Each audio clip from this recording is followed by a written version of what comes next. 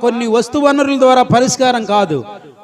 కొన్ని పరిస్థితులు దేవుడు మాత్రమే సరిచేయగలిగిన వాడు. దేవునికి స్తోత్రం.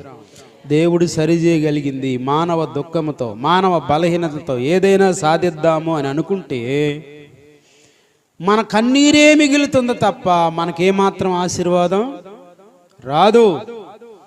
దేవుని దగ్గరికి వెళ్ళింది, ఆ కన్నీరు ఇప్పుడు దాకా తోటిదైన పేరు నా గురించి ఏడ్చింది, భర్త నాకు అన్యాయం చేస్తున్నాడేమో అన్నట్లు ఏడ్చింది. కానీ తన గురించి తాను దుఃఖపడుతూ ఒకరోజు నా దుఃఖాన్ని తీర్చగలిగినోడు దేవుడే. దేవునికి స్తోత్ర. నీ దుఃఖాన్ని తీర్చగలిగినోడు ఎవరు? నీ లోటు తీర్చగలిగినోడు, నీ బాధ తీర్చగలిగినోడు, నీ సమస్యను పరిష్కారం చేయగలిగిన వాడు దేవుడే అని అర్థమయ్యి ఇప్పుడు ఎక్కడికి వెళ్ళి ఎవరి మీద పడి ఆడవాలి అనుకుందంటే దేవుని దగ్గరికి వెళ్ళి